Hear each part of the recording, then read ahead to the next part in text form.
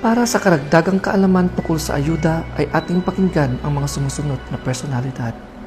Isang mapagpala at magandang araw po sa lahat ng mga kababayan natin dito sa San Mateo, Isabela.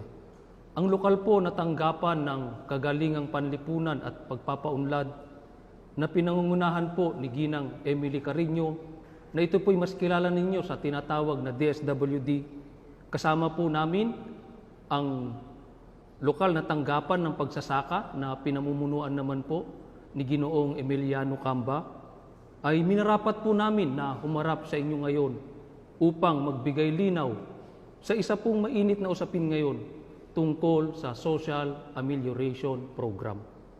Ang Bayanihan to Heal as One Act ay nagbibigay kapangyarihan sa ating national government upang magbigay ng agarang ayuda o tulong sa 18 milyong mahihirap na pamilya o sa 18 million low-income families sa buong Pilipinas ay agarang ipinatutupad dito na kung saan makatatanggap po ng tulong ang isang kwalipikadong benepisyaryo ng mula sa 5,000 hanggang 8,000. Sa ating rehiyon po, sa Rehiyon 2 ay makatatanggap ang bawat benepisyaryo ng DSWD ng 5,000 at 500 piso na ito po ay base sa computation on regional minimum wage rate. Dito po ay nais naming bigyang diin sa inyo na hindi po lahat ng pamilya ay tuwirang makikinabang sa programang ito. Ang kasalukuyang bilang po ng pamilya sa buong Pilipinas ay humigit kumulang 25 milyon. Kung meron man po kayong napanood, nabasa sa social media ukol po sa sinasabi ng mga namiminuno natin na lahat ng pamilya na apektado ng sitwasyon ngayon ay makatatanggap ng tulong. Ang sinasabi pong lahat sa mga salitang iyon ay yun lamang mga kwalipikadong pamilya. Sila po yung mga kabilang sa low-income families o indigent families. Subalit hindi naman po ang DSWD lamang ang may programa ukol sa social amelioration. Nariyan din po ang iba't ibang ahensya ng gobyerno, katulad ng Department of Agriculture, ng DOLE, at ng iba't iba pa pong ahensya. Kaya nga po, kasama natin ngayon ang ating municipal agriculturist upang ipaliwanag po ang mga programa sa kanilang ahensya ukol sa social amelioration. Alawin, naimbag nga orasyo, kailyan nga taga San Mateo, nang nangruna kadagiti apo nga manalon. Wen kit kayat ko nga nga ipalawag mo't kada kayo, tayo na ibaga ni kabsat nga Brandon Palaganas, may panggap iti budingmet, iti agrikultura. Tayo iti makungkuna nga Rice Farmer Financial Assistance. Dahito kailian kit para kadagitay apo nga manalon, nga daan iti kagudwa nga ektarya aging kanat 2 ektarya ti taltalunin na. Ngem kit di kayat ko nga ipagkaw na kada kayo nga saan met amin nga kasjay nga kalawat ti taltalon na kit maikan. Tagamin diti San Mateo kit adda sumurok kumurang nga 3,000 nga farmers tayo nga adda kasjay ti kalawat ti taltalon na. Ngem kit di ti maikan laeng kit dayjay 2,000 sumurok kumurang iti bilang na iti San Mateo. Iso nga rod kailyan nga tingkam na daw-dawatin kada kayo. Nga digitay kadi may kan.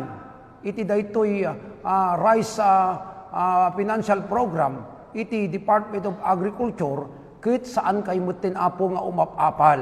Kadagiti may kan nga ayuda iti DSWD. Dagamin nga kabsat, drumbeng ko mga intay maawatan, nga daytoy nga programa kit tinulong iti kada ahensya, iti gobyerno tayo. Kit nga ron, siguro sa lugsutin nyo, kasano nga ron nga maamuan mi, no si Asino, iti maikan, kadagiti barbarangay. Alawen nga kailyan, ang lalo kadagiti apo nga manalon, kaya't milayang apo nga lawagin nga, dagiti nagnagan nyo kat insubmit tayo amin apo, di jay Regional Office, ti Department of Agriculture, kat dahito yung kat inpatulod da, ijay Central Office, ijay Quezon City, kat isuda apo ti nang pili. Uno nang validate kadagitoy maikan iti ayuda nga medya hektarya aging kanat 2 hektarya ti kalawa ti taltalunin na. Ket kayat mi pay apo nga ilawagbet lang kada kayo nga 5,000 apo iti maawat iti tunggal malnalon nga nakasali iti naganda dito'y makungkuna nga Rice Farmer Financial Assistance nga ited iti Department of Agriculture. Ket kasano nga rugnyay no maikang kayo kasano nga maalayo alawin apo aguray kay laeng dita pagtaingan nyo. Dada kami ti umay mangidanon dita. Ket intun maawat yu apo, makita yung tong adda ti makungkuna nga reference number na. Apay da reference number? Da apo ti isakada yung tugamin, ijay M. Luwelier, nga iso iti nadutukan, nga nangi-downloadan apo iti Department of Agriculture, nga isuntuting kay pangalaan. So nga ulitin mi kakapsat, saan tayo unay nga agapura, saan tayo nga aginagaw, tagamin daytoy nga alokasyon ti programa iti Departamento ti Agrikultura ket nalpasen. Aguray kailangan nita pagtaingan nyo ket abaman yung tumiten. No may miidanon digijay nga surat kada kayo no kaano yo nga mapanalain ijay M. Luwelier tapno iti kasta ket agtultuloy dayjay makungkuna nga social distancing nga ipatpatungpal iti gobyerno tayo. Ket kayat kumutin nga alaen dayti nga gundaway nga idanon kada kayo iti update daytoy Department of Labor and Employment. Kakabsat ning kay maawatan mo din kay mangmangigan adda ti duwa nga programa iti Department of Labor and Employment. Maysa dayjay tupad program, bikadwa dayjay camp program. Dayjay tupad program ket dayjay panangted iti basit nga tulong kadagiti sumagmamanumot nga kailyan tayo. Iti san matayo apo ket adda ti 120 nga pamilya nga matulungan nga naggapo iti pundo na ijay kini apo Congressman Ian D. Nangrugin kakabsat iti hinda pa nagtrabaho iti April 1. Sangapulong aldaw da nagtrabaho ket ti maawat da iti lasod ti sangapulong aldaw nga hinda pa nagtrabaho ket 3,700 pesos. Dayjay apo ti makungkuna nga tupad program. Kay kasano nga ro dayjay camp program. Dayjay camp program kakabsat ket daytoy dayjay parabot kadagijay empleyado nga nasiraan wenno nagsira iti establishmento nga pagtartarbahuan da. Iti san matayo kakabsat kailyan ket kayat ning idanon nga adda iti sumurok kumurang nga sangagasot nga empleyado wenno employer nga naorient na idi.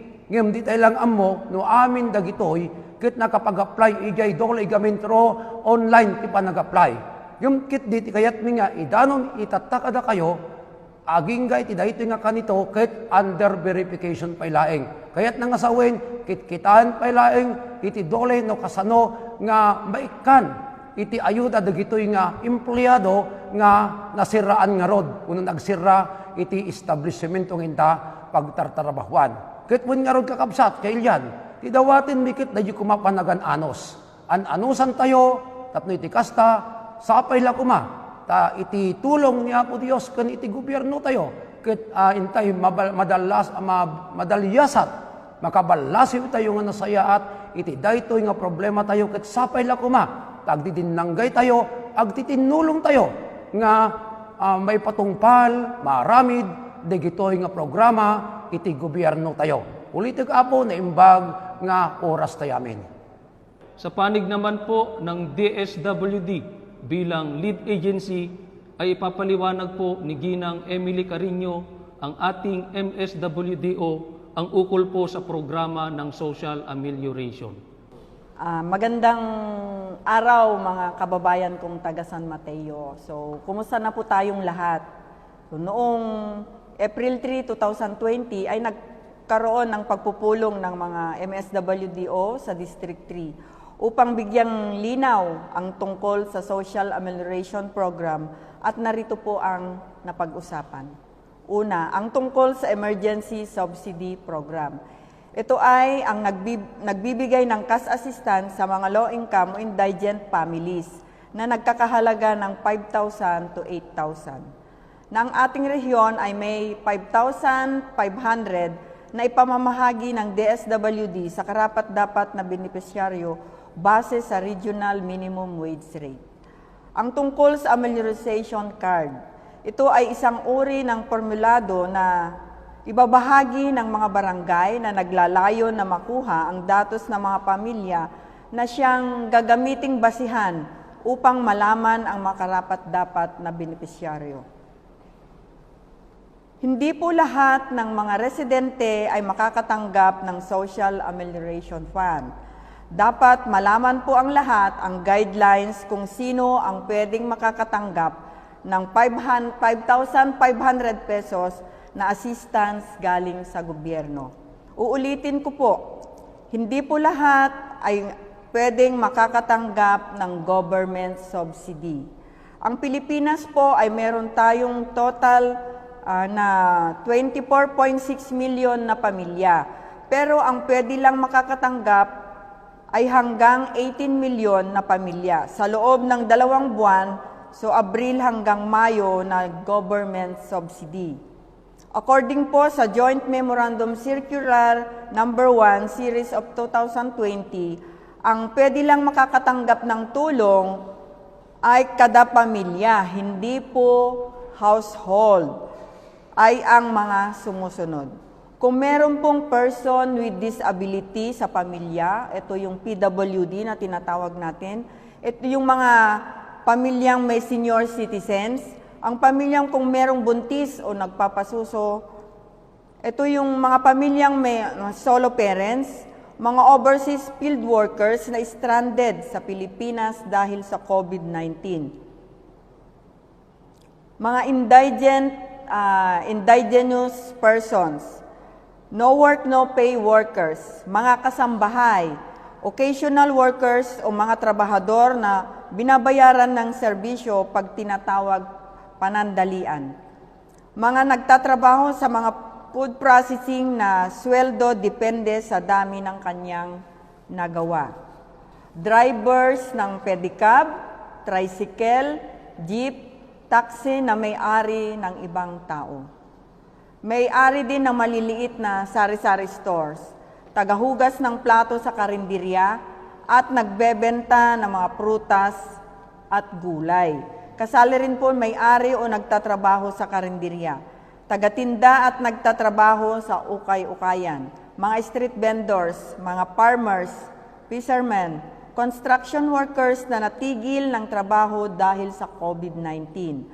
Karpentero na ang kita ay depende sa dami ng natapos na trabaho. Yung mga kapgo at job order. Ang mga hindi pwedeng makatanggap sa Social Amelioration Fund na subsidy na galing sa gobyerno dahil sa COVID-19 crisis. Ulitin ko po, ang babanggitin ko po na susunod ay yung mga hindi pwedeng makakatanggap. Una, ito yung mga regular na empleyado sa national agencies. Regular employees po sa city halls, regular employees sa munisipyo, regular employees sa kapitolyo, mga maestra at maestro, mga regular employees sa korte, employees sa mga opisina na tumatanggap ng minimum wage kada araw, mga pinili ng opisyales sa barangay, lungsod, siyudad, probinsya at ng mga kongregista, mga pulis at mga sundalo. Ano naman po yung dapat nating gawin? Mag-fill up ng form upang makakuha ng subsidy. Ang form na ihahatid sa inyong bahay. Ang bawat form ay merong barcode, kaya hindi pwede itong ipaserox. Ang purpose members naman ay hindi na dapat sumali at mag-fill up ng form. Ibig lamang pong sabihin na ang target beneficiaries ng programang ito ay ang mga poorest of the poor na pamilya. Ukol sa bilang ng benepisyaryo ng ating bayan, ang bilang lamang po ng tuwirang makikinabang ng Social Amelioration Program ng DSWD sa ating bayan ay 11,742 na indigent families ayon sa DSWD Region 2. Ang kabuuang bilang po ng pamilya ng ating bayan ay humigit kumulang na 23,000 na pamilya. Dito lamang po ay mapapansin na natin na hindi sapat ang ibinabang bilang ng benepisyaryo sa ating bayan ng DSWD Region 2. Kung kaya, kami po ay humihingi ng pangunawa at kumakatok sa puso sa lahat ng ating kababayan na nakakaangat sa buhay, na sana po ay maintindihan ninyo na ang uunahing bigyan ng ayuda ang ating opisina ay ang mga higit na nangangailangan. Makakaasa po kayo na ang proseso ng pagpili sa mga magiging benepisyaryo sa programang ito ay wasto at walang kikilingan upang ang kwalipikadong mga benepisyaryo lamang ang mapapabilang. Gabay sa pag-fill up ng Social Amelioration Card o SAC. Ilagay ang buong pangalan, buong detalye ng tirahan o address, inyong trabaho at lugar o kumpanyang pinagtatrabahuhan, at nakasulat sa malalaking letra.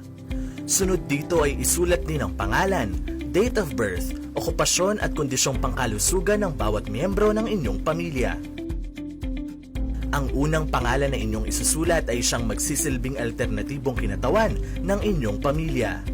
Inuulit po namin ang kahalagahan ng paglalagay ng kumpletong detalye, kaya't huwag pong lalagpasan ang anumang hinihiling impormasyon. Kapag kumpleto na ang inyong detalye, ilagay ang inyong lagda sa espasyong nakalaan. 2 ang SAC form na pipirmahan. Ang isa ay isusumite sa lokal na pamahalaan na babalik sa inyong bahay at ang isa ay may iwan sa household.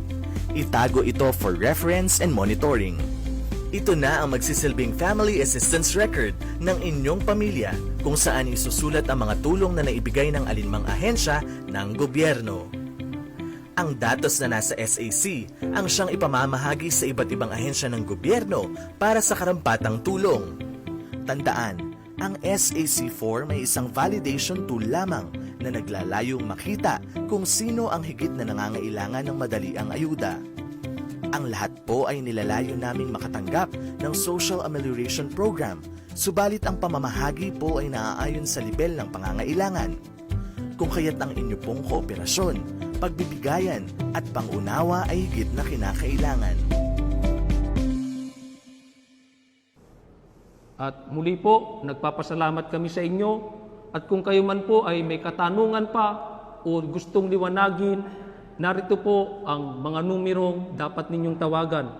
Ang numero po ng ating MSWDO ni Ma'am Emily Carino ay 0956-762-3092. Uulitin ko po, 0956-762-3092. At ito naman po ang numero ni Sir Emil Camba, 0917-108-6194. Ulitin ko po, 0917-108-6194. At para naman po sa mga ang kanilang connection ay smart, ito po, 0920 or 0920-903-0045. Yan po ang mga numerong dapat niyong tawagan kung kayo po ay may mga katanungan pa.